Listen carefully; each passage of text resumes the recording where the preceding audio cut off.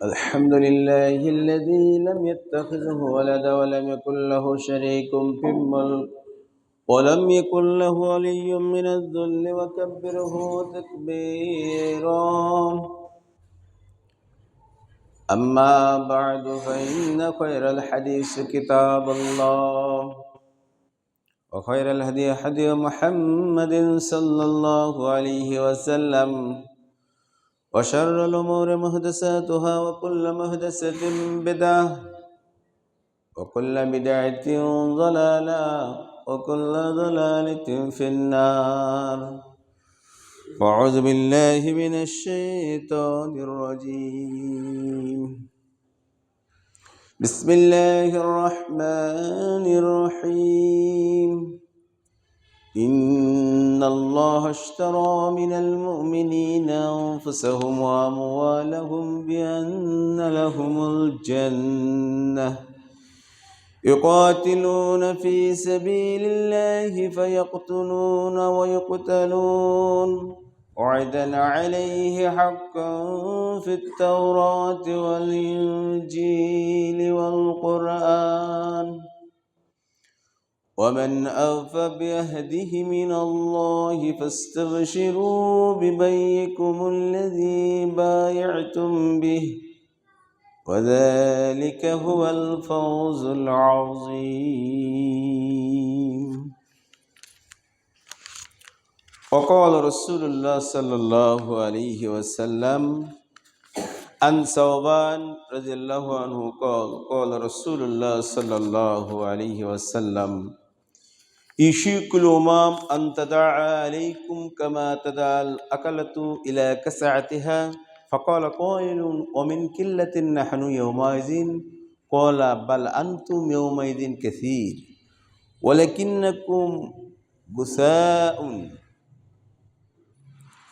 كغثاء السيل ولا ينزعن الله من صدور عدوكم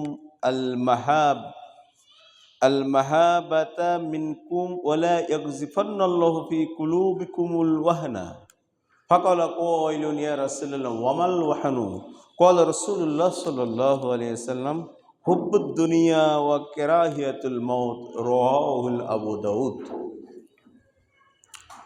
সম্মানিত উপস্থিতি, প্রশংসা আল্লাহ রাব্বুল আলামিনের জন্য, যিনি আমাদেরকে এক সপ্তাহের পরে তার শ্রেষ্ঠ জায়গা মসজিদে উপস্থিত হওয়ার তৌফিক দান করেছেন।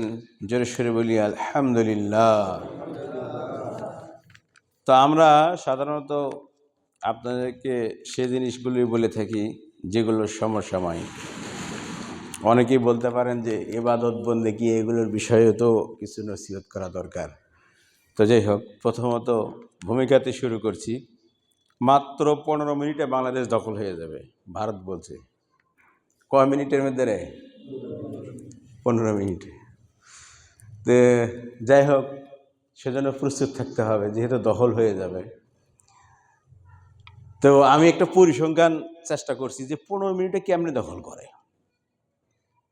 তো তার ভেতর আমি দেখলাম সর্বশেষ জরিপ অনুসারে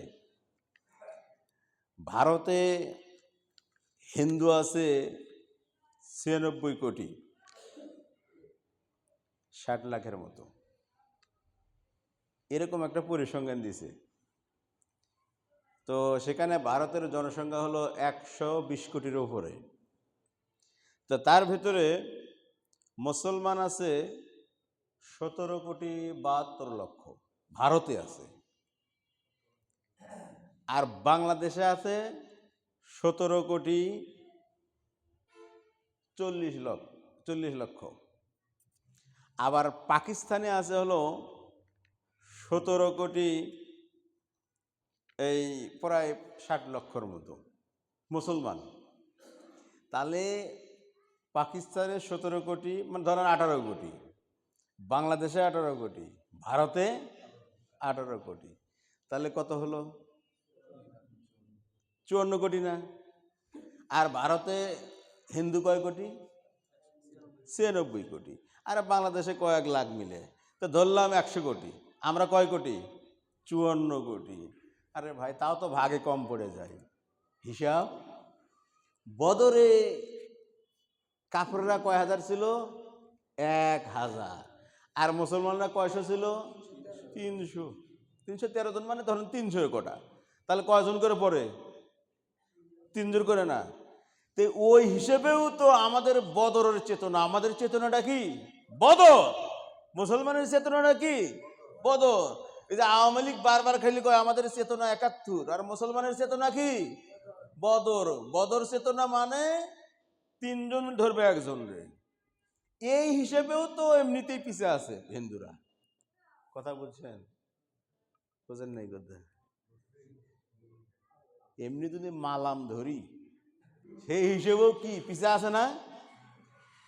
আমরা বলতে পারি 15 মিনিটে বাংলাদেশ দখল করবে তো দূরের কথা, খালি আইসে দেখো তোরা তো গরুর মুতু খাও, হাগু মুতু খাও, আর আমরা কি খাই? মাংস খাই। তাও কুরবানের সময় আমরা মুসলমানরা সুদ খাই, ঘুষ খাই, নামাজ কম পড়ি কি পড়ি, কিন্তু গাই কুরবানি কম দিই, খালি ষাঁড়ই কুরবানি দিই। আইসে দেখো কিরকম হয়ে যায়, ঠিক কিনা? তো বিষয়টা হলো, যখন শুরু হবে, যদি 15 মিনিটে দখল করতে চায়, কত সহজ মনে করছে, হালকা পাতলা। আমার তো বিশ্বাস 15 মিনিট না, 15 বছর যুদ্ধ করো। 71 কোথায়? আজ থেকে 50 বছর আগের কথা। আর এখন ও হিসেব করো না। এখন যেই রকম মুসলমান আছে ইমানের তরতাজা, সেই রকম ভাবেই বাংলাদেশের সেই সময়ে লোক সংখ্যা কম ছিল, বুদ্ধিও কম ছিল, তাই না? আরে এখন লোক সংখ্যা এত আছে, বুদ্ধিও বেশি আছে, মুসলমানদের জজবাও বেশি আছে। খালি আইসে একেবারে শোয়াই ফেলবে ইনশাআল্লাহ। ভয় পাইতেছেন নাকি? এই হিসেবে পরিসংখ্যান করে যদি ওরা দেখা যায় হামলা করে বাংলাদেশে, আমি গত দিনে বলেছি পাকিস্তানের পারমাণবিক অস্ত্র আছে না নাই? ওগুলো আমাদের টাকাতেও কিন্তু আছে। 2-4টা খালি এইদিকে নিয়ে আসবো। এই যুদ্ধ যদি লাগে যায় ভাই, আর একটা পাকিস্তান ভারত থেকে হবে, সেটা পশ্চিমবঙ্গ অধ্যুষিত যে মুসলিম অধ্যুষিত এলাকা, আর একটা পাকিস্তান তৈরি হয়ে যাবে। কি বলেন, ঠিক কিনা? পাকিস্তান আর একটা তৈরি হয়ে যাবে, আর 7 সিস্টার তার হারাবে ইনশাআল্লাহ। তবে কথা হলো, আল্লাহ বলছেন, ইন্নাল্লাহ আশতারা মিনাল মুমিনিনা আনফুসাহুম ওয়া আমওয়ালাহুম বিআন্না লাহুমুল জান্নাহ।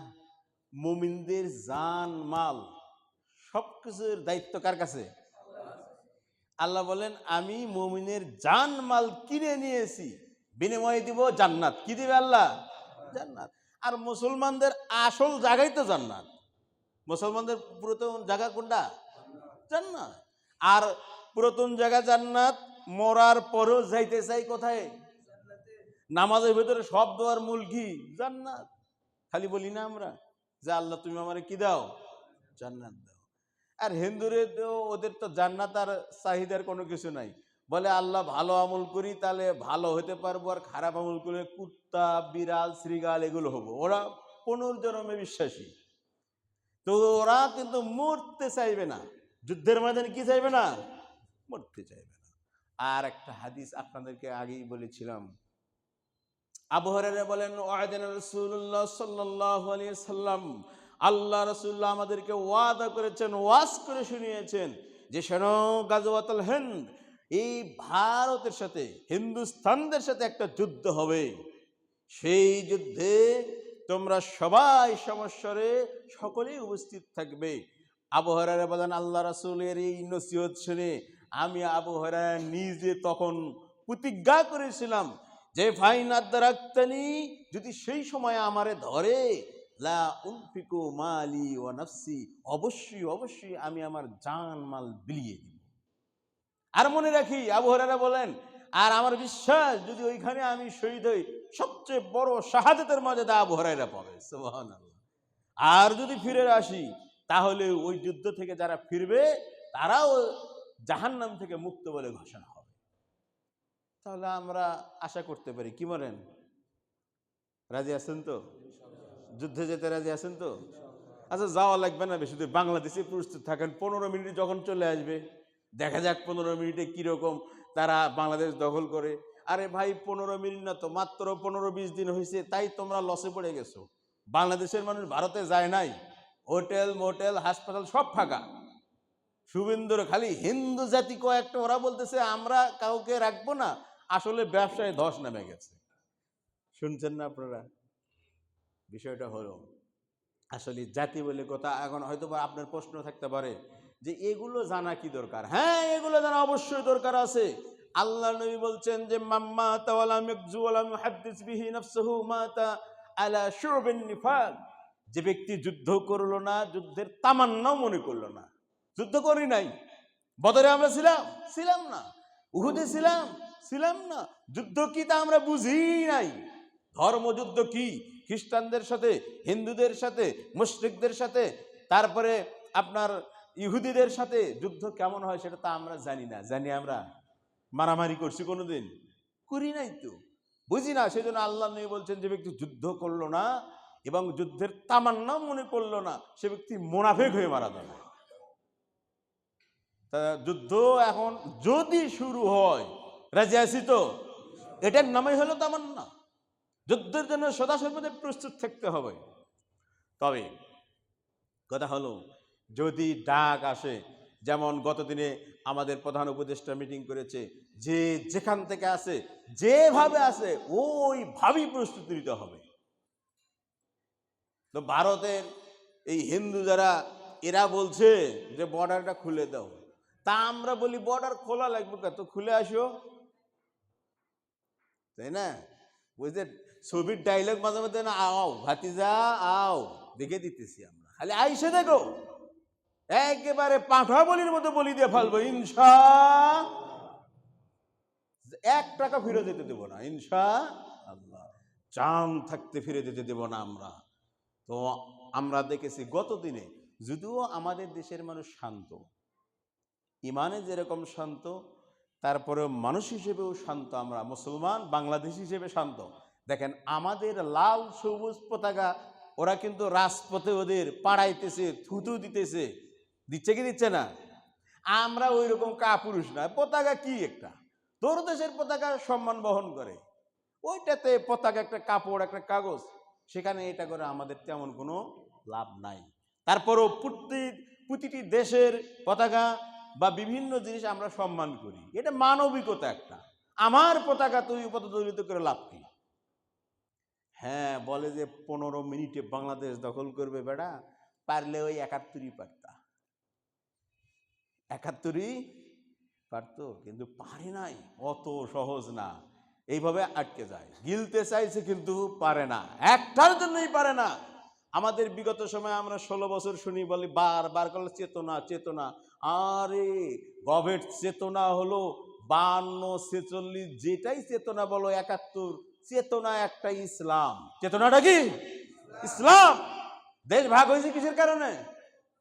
ইসলামের কারণে। কিসের কারণে দেশ ভাগ হয়েছে? ইসলামের কারণে না? পাকিস্তানে থাকবে কারা? বলে সংখ্যাগরিষ্ঠ মুসলিম, এদেরকে নিয়ে রাষ্ট্র গঠন হলো পাকিস্তান। সেজন্য 2 পাকিস্তান হয়েছে, পূর্ব পাকিস্তান, পশ্চিম পাকিস্তান। আর সংখ্যাগরিষ্ঠ হিন্দুদেরকে নিয়ে হবে হিন্দুস্তান। তাহলে চেতনাটা কি? ইসলাম। চেতনাটা কি? ভুলে গেছে, চেতনাই ভুলে গেছে। বলে আমি যে ভাগ হলাম, মূল চেতনাটা কি? ইসলাম। মূল চেতনাটা কি? ইসলাম। সেই জন্য বাংলাদেশ 71 স্বাধীন হয়েছে, মূল চেতনা কিন্তু ইসলামী। বাংলাদেশের জন্মই হলো ইসলাম, চেতনা হলো ইসলাম। আমরা মুসলিম, কখনো আমাদের এই চেতনা থেকে আমরা এক চুল পরিমাণ নড়ব, জান যেতে পারে। আল্লাহ বলেন, হে নবী আপনি বলুন, ইন্না সলাতি ওয়া নুসুকি ওয়া মাহইয়ায়া ওয়া মামাতি লিল্লাহি রাব্বিল আলামিন। আপনি বলুন, আমার জীবন, আমার মরণ, আমার নামাজ, রোজা, হজ, যাকাত, যাবতীয় ইবাদত কার জন্য? কার জন্য? আল্লাহর জন্য। আমাদের জীবন মরণ সব কার জন্য? আল্লাহর জন্য। তবে আমরা যে জিনিস আপনাদেরকে আজকে বলবো সেটা হলো এই, গতদিনে বলছিলাম রাসূলুল্লাহ সাল্লাল্লাহু আলাইহি সাল্লাম মক্কা থেকে মদিনা গিয়ে ছোট একটি রাষ্ট্র তৈরি করেছিলেন। সেই রাষ্ট্রের বিরুদ্ধে সেই সময়ে যারা বিরুদ্ধাচরণ করেছিল, মক্কার যারা মুশরিক ছিল তারা, ইহুদি খ্রিস্টান তারা সবাই মিলে চেয়েছিল যে মদিনা নামে যে রাষ্ট্র, এটা একেবারে ধুলার সঙ্গে মিশিয়ে দিবে। সেজন্য প্রায় 1 মাস যাবৎ তারা অবরোধ করেছিল। এই যুদ্ধকে বলা হয় আহজাবের যুদ্ধ। কি বলছিলাম আমরা? আহজাবের যুদ্ধ, মানে বহুগোত্রীয় অনেক দল। ঠিক আমি এটাকে আপনাদের সামনে এই জন্য বলেছিলাম, বাংলাদেশের 3 সাইডে কি ভারত, তাহলে আমরা বলতে পারি আমরা একটা আহজাবের যুদ্ধের মধ্যেই রয়েছি সব সময়। আর এক সাইডে ফাঁকা, সেটা হলো কি সাগরের সাইড, তাই না? তো সেক্ষেত্রেও কাফেররা কিন্তু সেই দিনেও পারে নাই। তো ইসলামী শক্তি, ইসলামী জজবা একটা আলাদা বিষয়। ইসলামী জজবা একটা কি আলাদা বিষয়। কারণ হলো প্রতিটা ক্ষেত্রে যতগুলো যুদ্ধ জিহাদ দেখা গেছে, মুসলমান যখন যায় সে কিন্তু বাঁচার জন্য যায় না। কিসের জন্য যায়? শাহাদত অর্জনের জন্য যায়। মুসলমান বলে মরতে যাব, যার পিছটান নাই। আর নাস্তিক মুরতাদ বিধর্মী যারা, তারা যুদ্ধের ময়দানে যায় বাঁচার জন্য, যে বাঁচতে পারলে হয়। পিছটান থাকে, পিছটান থাকলে কোনোদিনই ভালোভাবে করা যায় না। এই হলো কথা। তো আসুন আমরা যে বিষয়গুলো বলছিলাম সেটা হলো এই ধরনের। তো এই আহজাব যুদ্ধে বিশ্বনবী মুহাম্মদুর রাসূলুল্লাহ সাল্লাল্লাহু আলাইহি ওয়াসাল্লামের কয়েকটি ঘটনা ঘটছে। তার ভেতর একটা ঘটনা আমি আপনাদেরকে বলি, সেটা হলো এই, আল্লাহর নবী যখন খন্দক খুঁড়ছিলেন তখন সাহাবীরা খুব ক্ষুধা পেয়েছে। দেখেন ওই রকম আমরা তো নাই, সাহাবীরা খুবই ক্ষুধা পেয়েছে। তখন তালহা বিন উবাইদুল্লাহ এ সহকারে কয়েকজন সাহাবী রাসূলকে এভাবে পেট থেকে কাপড় উঠাইয়ে দেখাইতেছে যে আল্লাহ রাসূল, খন্দক খুঁড়তেছি কিন্তু ক্ষুধা খুবই লেগেছে, একটা পাথর বাঁধা আছে পেটে। তা আল্লাহ রাসূল আবার সাহাবীদেরকে খুলে দেখালেন, তোমার একটা আছে, দেখো আমার কয়টা বাঁধা আছে, আমার আছে 2টা বাঁধা। সুবহানাল্লাহ। রাসূল, তাহলে সাহাবীরা আরো সাহস পাইলেন যে আমাদের নেতার 2টা বাঁধা আছে আর আমার আছে কয়টা? একটা। তো ইতিমধ্যে জাবের বিন আব্দুল্লাহ এই সাহাবী বাসায় গেছেন। যাওয়ার পরে তার স্ত্রীকে বলছেন, স্ত্রী, রাসূল তো খুবই ক্ষুধার্ত, পাথর দেখলাম, তো কি করা যায়? তো বললেন, ঠিক আছে, যে আমাদের যে একটা ছাগলের বাচ্চা আছে, বেশি মোটা তাজা না, ওটা জব করে ফেলো, আর আমি 2 কেজির মতো জব আছে, এগুলো পিষি আমি রুটি বানাই। তো বললো, এখানে মানুষ তো অনেক, এতগুলো মানুষকে খাওয়ানো যাবে না, সর্বোচ্চ 5-7 জন মানুষকে খাওয়ানো যাবে। তো বলে, ঠিক আছে, আমি প্রস্তুত করতেছি, তুমি গিয়ে আল্লাহর নবীর কানে কানে আস্তে করে বলে যে আল্লাহর নবী, আপনি তো খুবই ক্ষুধার্ত, তো আপনি 4-5 জন সাহাবীদেরকে নিয়ে, যারা খুবই ক্ষুধার্ত, তাদেরকে নিয়ে আমার বাসায় আসেন। তো এই দাওয়াত পাওয়ার পরে এখন আল্লাহ রাসূল বললেন, এই সব সাহাবীরা থামো, 1000-এর ঊর্ধ্বে লোক, বলে সবাই থামো, জাবেরের স্ত্রী আমাদেরকে দাওয়াত দিয়েছে, সবাই পুরস্কার হয়ে চলো বাসায়। এবার জাবের এখন তো অপমান বোধ করতেছে, মনে করছে হাই সুবহানাল্লাহ, করছি কি, মাত্র 5-6 জনের ব্যবস্থা করলাম, আর এত মানুষ। তো উনি কিছু বলতেছেন না, তাড়াতাড়ি করে স্ত্রীকে যায় বলছে, এই কি ঘটনা? বলে, আমি তো তোমার কথা মতো রাসূলকে চুপ চুপ করে দাওয়াত দিলাম, যাতে কেউ না বুঝতে পারে, কিন্তু রাসূল তো সবাইকে বলে দিচ্ছে। বলে, রাসূল যখন বলছে, দায়িত্ব রাসূলের। সুবহানাল্লাহ বলেন। তো এখন পরিবেশনার ক্ষেত্রে এখন একটু ইতস্তত বোধ করতেছে যে কাকে দিবে আর কাকে দিবে না। তখন আল্লাহ রাসূল বলছেন, সমস্যা কি? সমস্যা বলতে পারছে না, কিন্তু বুঝে ফেলছে আল্লাহ রাসূল। সমস্যা কে বুঝেছে? আল্লাহ রাসূল। আল্লাহ রাসূল বললেন, যে পাত্রে যেভাবে যা আছে ওই পাত্র ওইভাবে রেখে ওপরকার যে ঢাকনা, এটা উঠানো বাদ দিয়ে পরিবেশন করতে থাকো, উঠাইবে না। ঢাকা আছে না, ওইভাবে রুটির পাত্র ঢাকা থাকবে, ওইভাবে মাংস তরকারির পাত্র ঢাকা থাকবে, ওটা উঠাইবে না, ওপরে ঢাকনা উঠাইবে না, পরিবেশন করতে থাকো। সুবহানাল্লাহ। পরিবেশন করতে করতে সবাই খাওয়া শেষ, বলে আর কারো লাগবে? তো এখন সাহাবীরা পরস্পর জিজ্ঞাসা করতে, সেই দিন যা খাইছি মনে হয়েছে ফুল পেট খাইছে, অনেকদিন পরে আরো দিতে চাইতেছে, বলছে আর লাগবে না। পরে এখন আল্লাহ নবী বলেন, জাবের দেখো তোমার কোনো সমস্যা আছে? দেখো তো কোনো সমস্যা। উনি তো আশ্চর্য হয়ে গেছে যে এতগুলো লোক খাইলো, পাত্র দেখে যেরকম ছিল ওই রকম আছে। সুবহানাল্লাহ। তাহলে এই হলো মুসলমান। তাহলে বোঝা গেল সংখ্যা কম থাকলেও সমস্যা নাই, আর খাদ্য সংকট হলেও যুদ্ধের ময়দানে পরিপ্রেক্ষিতে বরকত দিবেন কে? কে দিবেন? মন থাকলে, ইমান থাকলে কোনো সমস্যা হবে না। 15 মিনিটে না 15 বছরেও বাংলাদেশ দখল করতে পারবে না। অত সহজ। আসুন এরপরে রাসূলুল্লাহ সাল্লাল্লাহু আলাইহি সাল্লামের আর এক সাহাবী, এই খন্দক বা আহজাবের যুদ্ধে, যেটা বলছি বহুদলীয় যুদ্ধ, এক কথাই হলো সে সময়কার সমস্ত ইসলাম বিরোধী যারা দল ছিল সমসাময়িক সময়ে আশেপাশের, সবাই চাইলো যে মুসলমানদেরকে একেবারে নাস্তে নাবুদ করে দেব। চিন্তা করলো, কিন্তু বিজয় আসছে কার পক্ষ থেকে? আল্লাহর পক্ষ থেকে। তো সেখানে আর একটা ঘটনা ঘটলো এরকম। আরেকজন সাহাবী তিনি কিছু খেজুর আর রুটি নিয়ে এসছেন, তার মামা আর তার স্বামী ওখানে কাজ করছেন তাদেরকে দেওয়ার জন্য। তো চুপে চুপে দিচ্ছেন। তখন বললেন যে আল্লাহ রাসূলকে নিয়েও আপনারা খাইবেন। এটা হলো আবার ওই সময় আর কি, এটা দাওয়াত খাওয়া শেষ আর একদিন আর কি।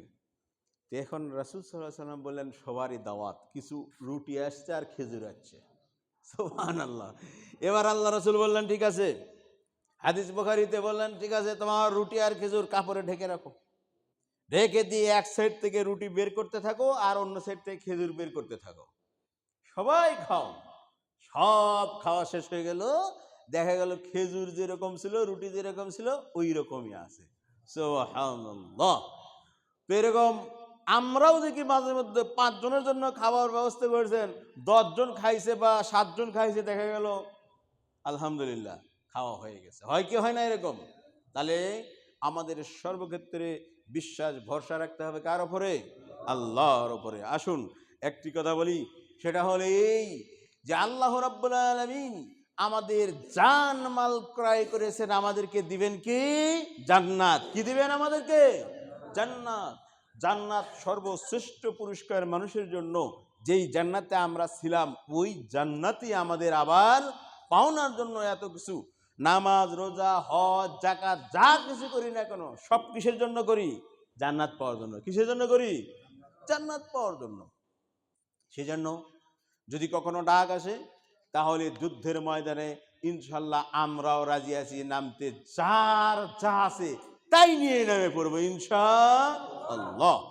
আসুন একটা হাদিস বলি, দুঃখিত আমরা এটা আপনাদেরকে বোঝানোর জন্য যে এত কিছুর পরেও ভারতের হুমকি ধুমকি আসতেছে, বাংলাদেশের পরিস্থিতি টালমাটাল, তারপরও আমরা ইসলামী দল বা আমরা মুসলমানরা একটা প্ল্যাটফর্মে দাঁড়া হতে পারছি না। হাদিস সাওবান রাদিয়াল্লাহু আনহু বলেন, ইউশিকুল উমামান তাদা, শোনো আল্লাহর নবী বলছেন যে অচিরেই এরকম সময় আসবে মুসলমানদের বিরুদ্ধে সমগ্র অন্য অন্য সমস্ত জাতি মুসলমানদের বিরুদ্ধে একত্রিত হবে। সব জাতি, হিন্দু বলেন, মুশরিক, খ্রিস্টান, তারপরে বৌদ্ধ, তারপরে ইহুদি, সব এক, সব কিন্তু এক, মূলত কিন্তু সব এক। এগুলো তো আমরা দেখছি সব জায়গায়। যেমন ধরেন যখন রোহিঙ্গা মুসলমানদেরকে মারে তখন সমস্যা না, আবার ইহুদিরা যখন ফিলিস্তিনি মুসলমানদেরকে মারছে, তাদের ঘর বাড়ি উচ্ছেদ করে দিচ্ছে, মসজিদ সব ভেঙে ফেলাচ্ছে, এতে কোনো সমস্যা নাই। বাংলাদেশে ভাঙ্গাই নাই, মানে কোনো মন্দিরই ভাঙ্গা হয় নাই, কোনো হিন্দুকে মারা হয় নাই, তাই এগুলো জাতিসংঘ আলোচনা হচ্ছে। তাহলে মনে করেন যে একটা ক্ষেত্রে তারা পাচ্ছে যে মুসলমান মারা গেলে কোনো সমস্যা নাই, কিন্তু অন্য জাতি গোষ্ঠী মারা গেলে তাদের চুলকানি আছে। সেই জন্য আল্লাহ রসুল বলছেন যে ইউশিকুল উমামু আনতাদা, সমস্ত জাতি গোষ্ঠী মুসলমানদের বিরুদ্ধে একত্রিত হবে, এটা মনে রাখবে। কামা তাদাল আকালাতু ইলা কাসাতিহা, যেমন খাদ্যের ব্যবস্থা করলে যখন খাবার জন্য সমস্ত দাওয়াতি মেহমান এই খাদ্যের প্লেটের কাছাকাছি চলে আসে, ঠিক মুসলমানদের বিপরীতে অন্য অন্য সব জাতি একত্রিত এইভাবে হয়ে আসবে মুসলমানকে গ্রাস করার জন্য। তো সাহাবী বলছেন মিন কিল্লাতিন ইয়া রাসূলুল্লাহ, আল্লাহ রসুল মুসলমানকে যে চতুর সাইড থেকে সব জাতি গোষ্ঠীরা ঘিরা ধরবে, এটা কি আমাদের সংখ্যা কমের কারণে, যে মুসলমানের সংখ্যা খুবই কমে যাবে তাই সবাই ঘিরে ধরবে? তো রাসূল সাল্লাল্লাহু আলাইহি সাল্লাম বললেন না, ওয়ালাকিন কাসীরুন, সেই সময় ইয়াউমাইন, সেই সময় তোমাদের সংখ্যা অনেক হবে। কত দিলাম? মুসলমানের পরিসংখ্যান কত হলো? 54 কোটি। কত? কথা বলেন, কত কোটি হয়েছে? বাংলাদেশে 18 কোটি, পাকিস্তানে 18 কোটি, ভারতেও মুসলমান 18 কোটি, কিছু কম বেশি। তাহলে সব মিলে কত হলো? 54 কোটি মুসলমান। আর বহির্বিশ্বের মুসলমান তো আরো বাদই দিছি, মানে যেখানে এইভাবে চলছে সেখানেই বললাম। আর এদিকে বিপরীতে যদি ধরি, এই হিন্দু যারা বা মুশরিক যারা, মূর্তি পূজারী যারা, এরা মাত্র 96 কোটি। ধরেন 100 কোটি, 100 কোটি হলেও তো এর সাথে মেলে না। 2 জন করে ভাগে পড়ে। কয়জন করে? মালায়ন কয়জন করে ভাগে পড়ে? জোরে বলেন না কে? 2 জন গরুর মুত খায় আর হাগু খায়, আর আপনি 60 গরুর মাংস খান, পারবেন না? আসতে কইছে, 2-1 জন কইছে, মুরব্বীরা, পারবেন না? এ দেখছেন এটা কি? এরকম 2-1টা করে লাঠি থাকলে শোয়াই ফেলবো একবার ইনশাআল্লাহ। ভয় পাইতেছে, কয় না হুজুর এই সমস্ত কথা বলেন না। ওরা তো বলতেছে 15 মিনিটে দখল করব। কয় মিনিটে দখল করবে? তা আল্লাহর নবী বলছেন সেই সময়ে মুসলমান অনেক থাকবে, কিন্তু একটা সমস্যা, মুসলমান আছে কি নাই? অনেক, তো অনেক মুসলমান, অনেক গরু খাওয়া মুসলমান অনেক আছে আমরা। সাহাবী বলছেন তাই? তাহলে সমস্যাটা কোথায়? বলে ওয়ালাকিন্না গুসাউন কাগুসাই সাইলে, বলে মুসলমান থাকবে অনেক, কিন্তু এই মুসলমান হলো স্রোতের সামনে পানির উপরে খড়কুটো ভাসে না, এইরকম খড়কুটো ভাসমান, এই খড়কুটোর যেরকম শক্তি নাই এরকম মুসলমান হবে। এই খড়কুটোর মতো মুসলমান, অসংখ্য অগণিত মুসলমান, খালি মুসলমান আর মুসলমান। স্লোগান দিলেই মাহফিলে লিল্লাহে তাকবীর, আল্লাহু আকবার। বলে ভাই আজকে তো যুদ্ধে যাওয়া লাগবে।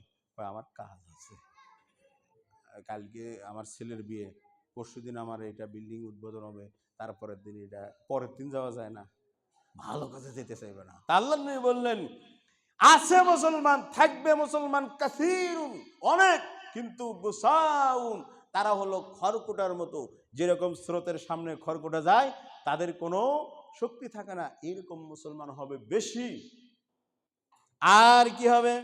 ওয়ালা ইয়াকযিফান্নাল্লাহু ফি কুলুবি আদবিকুম, আর শুনে রাখো এই মুসলমানদের অনৈক্যের কারণে, স্থিতিশীলতা না থাকার কারণে আল্লাহ রাব্বুল আলামিন বাতিলদের, মুশরিকদের, ইহুদিদের, নাসারাদের, খ্রিস্টানদের হৃদয়ে মুসলমানদের একটা যে ভয়, এটা উঠিয়ে দিবেন আল্লাহ।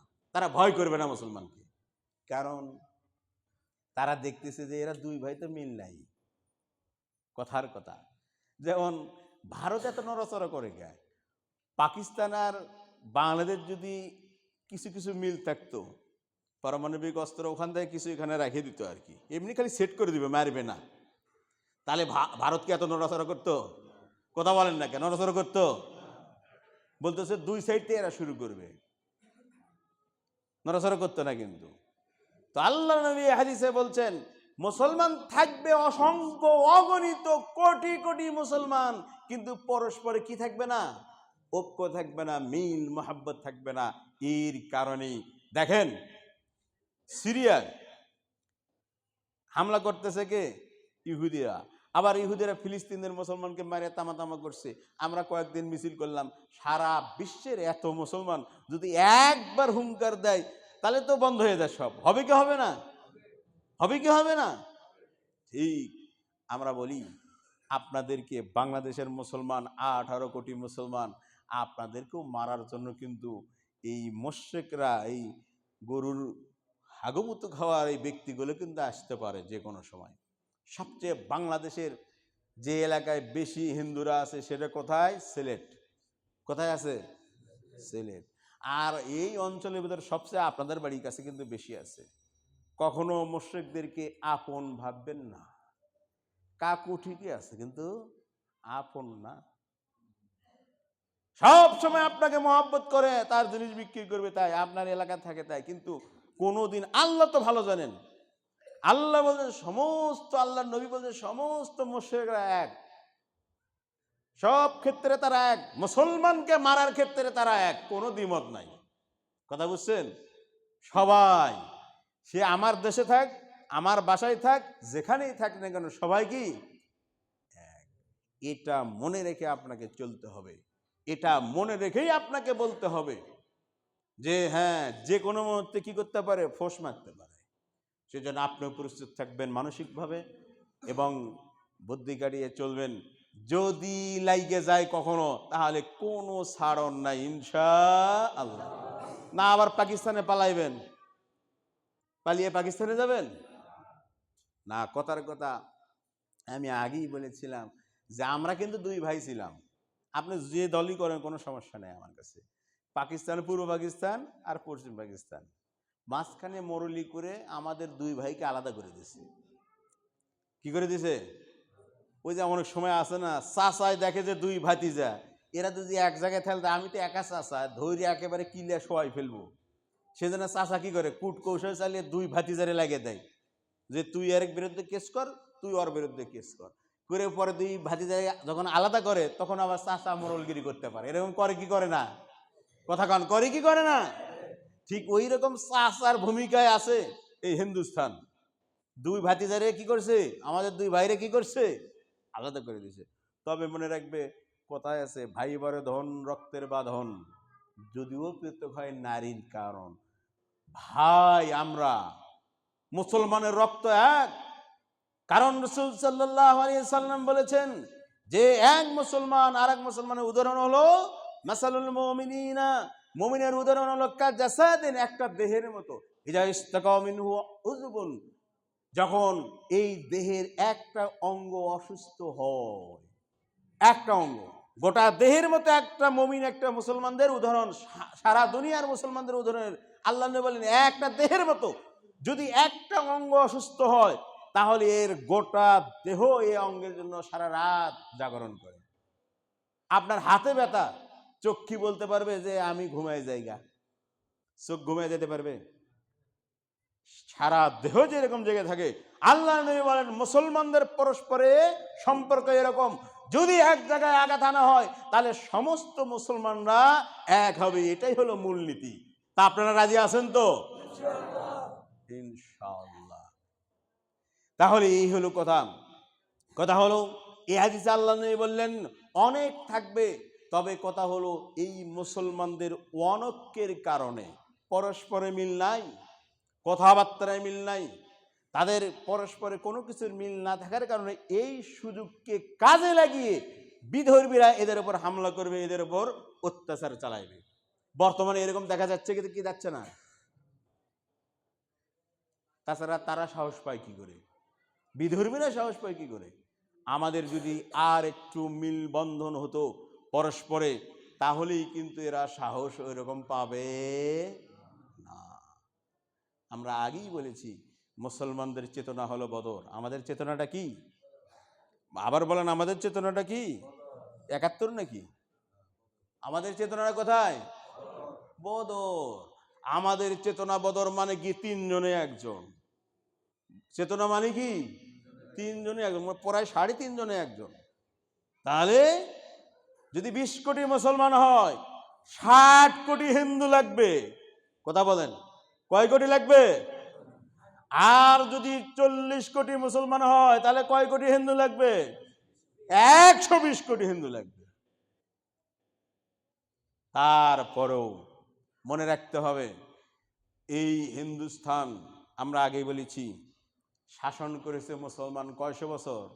প্রায় 800 বছর বলে শাসন করেছে, তাই না? তুলনামূলকভাবে দেখা যাবে এতদিন শাসন করেও মুসলমানরা হিন্দুদেরকে অত্যাচার ওই রকম ভাবে করে নাই। সোমনাথ মন্দির বলে আমরা, সেখানে হামলা করেছে, তাই না, মোহাম্মদ বিন কাসিম। তো এখানে হামলা করার কারণটা কি জানেন? সুলতান মাহমুদ গজনবী এনারা হামলা করেছে, কারণটা কি জানেন? এদেরকে প্ররোচিত করা হয়েছিল। বারবার বলা হচ্ছিল যে ওখানে আপনি যেতে পারবেন না, ওইখানে গেলে আমাদের ভগবান ইত্যাদি ঠেকাইবে। আসলে ভগবান বলতে কোনো কিছু আছে? হরে রাম হরে কৃষ্ণ বলতে কোনো কিছু আছে?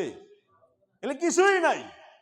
আন্দাজে মুসলমানের ইমানের কাছে, তার ইমানের কাছে সব কিছু একেবারে তছনছ হয়ে যাবে, এগুলো কিছুই থাকবে না। ওই রাম কৃষ্ণ বাম এগুলো কিছুই থাকে না যখন শুরু হয় একেবারে। সেই জন্য আমরা দেখি প্রতিটি যুদ্ধে, যেমন আমরা যদি দেখি বীর যোদ্ধা খালিদ বিন ওয়ালিদ, এক ময়দানি 9টা তরবারি ভেঙে ফেলাইছে। এগুলো কিছু কাটায় না। ইমানের কাছে, আল্লাহর নুসরতের কাছে, সহযোগিতার কাছে হাজার হাজার সৈনিক দিয়ে কোনো কাজ হবে না। সেই জন্য মুসলমানদেরকে ইমানের বলে বলিয়ান হতে হবে। এই কথাটি বলছিলাম।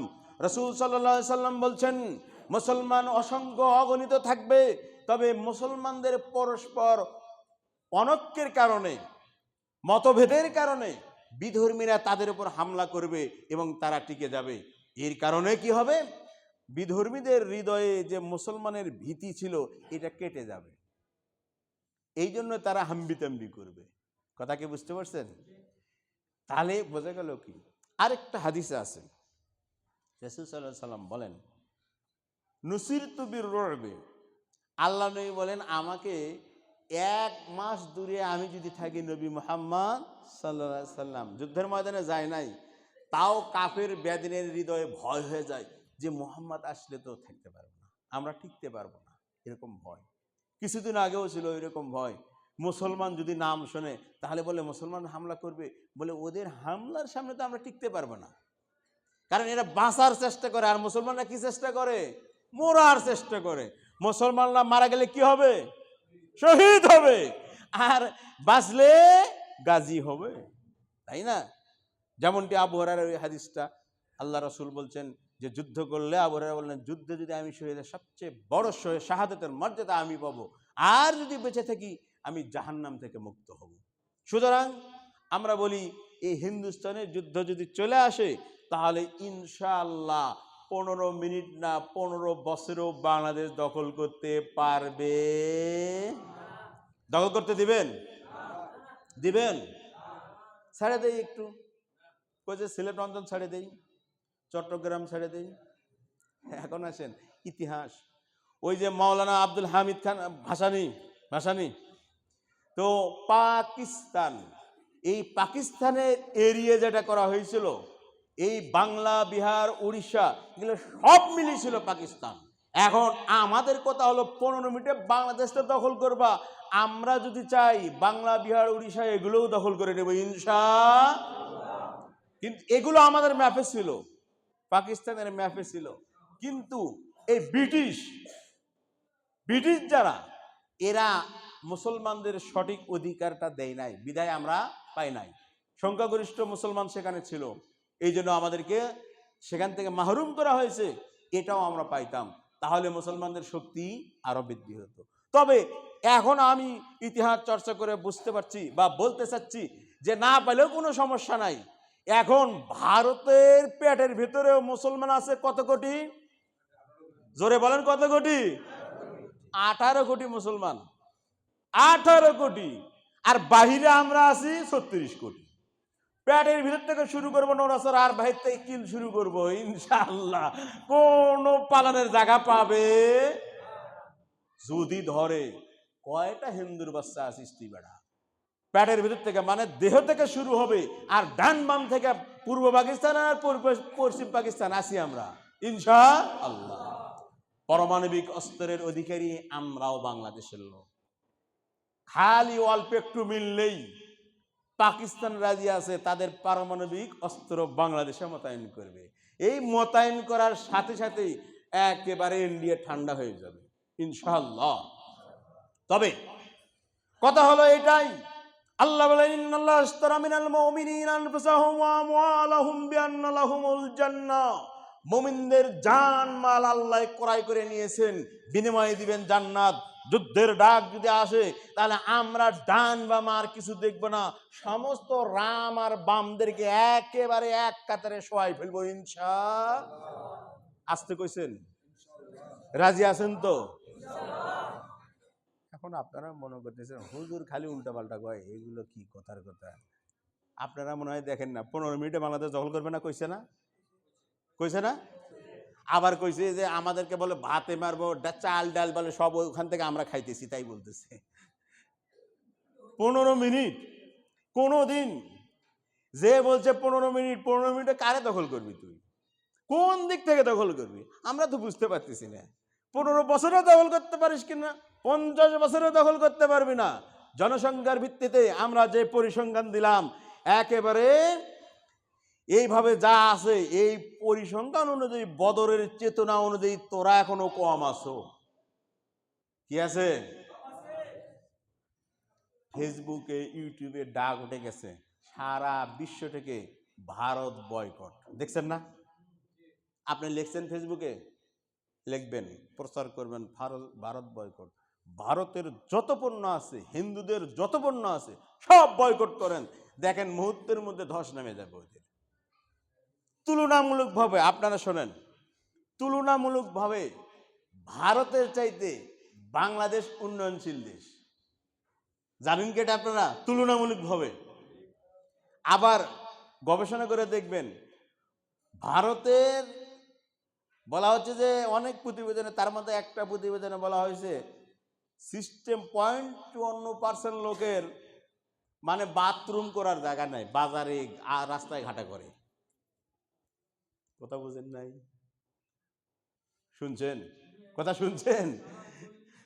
তাহলে এখন চিন্তা করেন, তাহলে প্রায় 40 কোটি বা কম বেশি, তাহলে যেই হোক বা 30 কোটি হোক, তারা খাওয়ার জায়গা পাইছে কিন্তু মাগার 2 নম্বর করার জায়গা পায় না, সব মাঠে ঘাটে। নাউজুবিল্লাহ বলেন। বাংলাদেশের পরিবেশ পরিস্থিতি অর্থে ভালো কি ভালো নাই? বলেন আলহামদুলিল্লাহ। তাহলে বেড়া তোর খাওয়ার জায়গা কিছু আছে কিন্তু মাগার 2 নাম্বার সারা জায়গা নাই। সবচেয়ে বড় আরাম হলো 2 নাম্বার।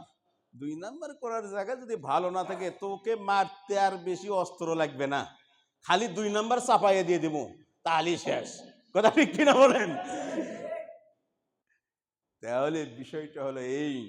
আসুন আমরা বলতে চাই যে রাসূল সাল্লাল্লাহু আলাইহি সাল্লাম বলছেন এই হিন্দুস্তানের সাথে যুদ্ধ হবে, তবে মনে হচ্ছে যে যুদ্ধ বেশি দূরে নয়, এখনই এসে যেতে পারে। সেজন্য আমাদের দল, মত, মাযহাব, ফিরকা, তরিকা, বিএনপি, আওয়ামী লীগ, জামাত ইসলাম, জাসদ, বাসদ, এগুলো কিন্তু আমরা দেখবো না ভাই যদি হিন্দু মুসলিম বাজে যায়। ঠিক কিনা? দেখবো কি? কে বিএনপি, কে আওয়ামী লীগ, কে জামাত ইসলাম, কে জাসদ, কে বাসদ, কিছু না। মসজিদে যদি হামলা আসে ওগুলো দেখার বিষয় আছে আর? আমাদের যদি সালাতের উপর হামলা আসে ওগুলো দেখার বিষয় আছে আর? কোন মুসলমানের উপর যদি হামলা আসে আমরা ডান বাম কিছু দেখবো না। কথা ঠিক কিনা? তাহলে সাবধান, 15 মিনিটে বাংলাদেশ দখল করার চিন্তা করো না, একটাও যাইতে দিব না, আর আসতেও দিব না। ঠিক কিনা? আর এখান থেকে আমি আমাদের দেশের হিন্দুদেরকে বলবো যে তোরাও বেশি নড়াচড়া করবি না, চুপচাপ থাকবি। কেমন থাকবে? আবার বলেন, আমার সাথে বলেন, চুপ, নড়বি না।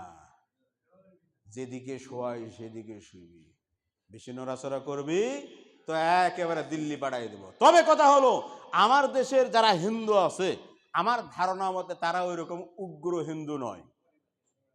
তবে কিছু আছে, আমি গতদিন এই যেখানে লিখে রেখেছি, ৭৫টি বাংলাদেশের মতো দেশে, খেয়াল করেন, বাংলাদেশের মতো দেশে ইসকন যারা উগ্র হিন্দুবাদী সংগঠন যারা করে, যারা সাইফুল ইসলামের মতো আইনজীবীকে একেবারে তরবারি দিয়ে জবাই করে ফেলে, মানে বলি দিয়ে ফেলে, এই হিন্দুদের ৭৫টি প্রতিষ্ঠান বাংলাদেশে আছে। কয়টা? মন্দিরও আছে, অফিসও আছে।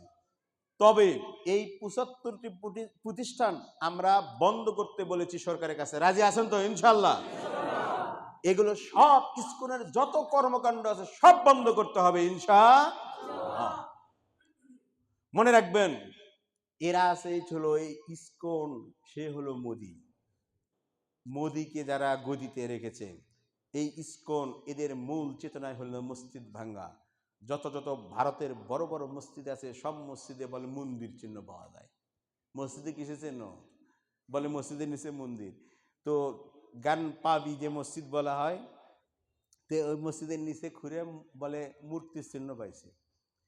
ওই যে আমরা উজু করি যে চৌবাচ্চা আছে, চতুর্পাশে যে পুকুরের মতো করে না, মাঝখানে একটা জলের ফোয়ারা থাকে, তাই না? ওই জিনিসটা একটু উজু থাকে না, নিচ থেকে প্লাস্টার করা, আসলে ওটা উজুখানা। এখন বলছে এখানে হলো শিবলিঙ্গ ছিল, নাউজুবিল্লাহ। আসলেই শোনেন, আমরা আগে বলেছি, আজকে বলে শেষ করে দিচ্ছি কথা, বক্তব্য শেষ। সেটা হলো, মুসলমানরা যেখানে সামান্য কোনো বিধর্মীদের কিছু আছে সেইখানে আসলে ১ নাম্বার ২ নাম্বার করতে যায় না। থাকতো ইবাদত করতে যাইব?